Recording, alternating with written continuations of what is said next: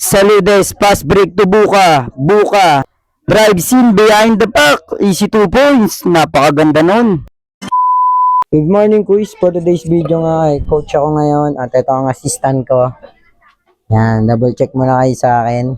Yan sa amin. At paalis na kami ngayon. 10 laban ng mga bata at 9:20 na sasabay na ako sa kanila sa service.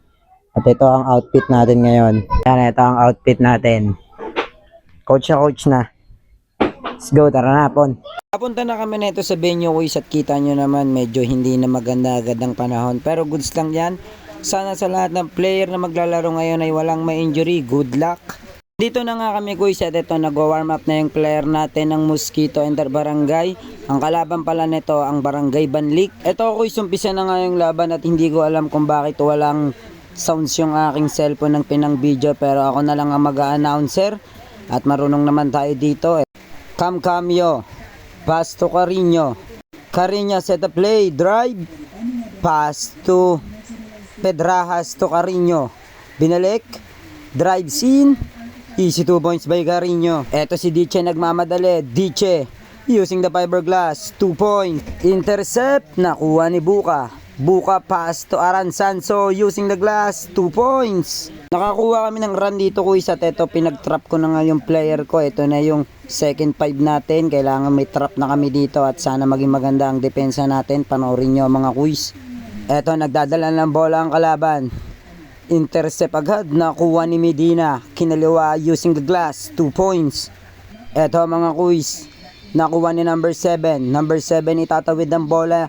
Inaagawan ni Jacob, intercept, nakuha ni Buka, solo, layup is good. Trap defense ulit mga kuis, ito na, pinasa kay number 16, pass to number 7, pass break pass sa maliit drive, nataranta na riba na steal, nakuha ni Reyes, pass to Buka, ang gulang nun, wala, sayang. Intercept ulit mga kuis, ito na ulit si Brennan, Buka, spin move, pass to Ramilo pumukol ng 3, Ramilo 3. Ito na ulit ang trap ng Marinig, Ramilo ng tataranta, number 7 dumaan sa gilid, error, nice D. Dito mga kuis, dahil puro error na yung naging kalaban namin, ito nag timeout na sila at pinabilis ko na mga player natin dyan dahil hindi pa ako komportable sa trap namin. Ito, inulit-kulit sa kanya, diamond defense lang at simpleng-simple lang yung trap natin. Etong nasa pinakagitna, yung kukunin niya, itong pinaka mga gilid, yan, dyan siya sa may sideline. Pag pinasa, syempre susugal siya. Pag dinaan sa kaliwa, doblehin agad, double team agad tayo mga quiz.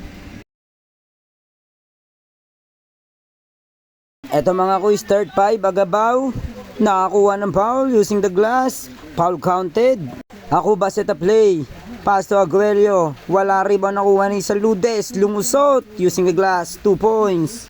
Eto na ulit mga kuis, nakuha ni Aguelio, pass to Agabaw ulit, using the glass na naman, 2 points. Nakakuha na ng run, Aguelio to Saludes, perimeter, wala rebound ni Akuba, pass to Agabaw, sunod kay Agabaw, 2 points ulit.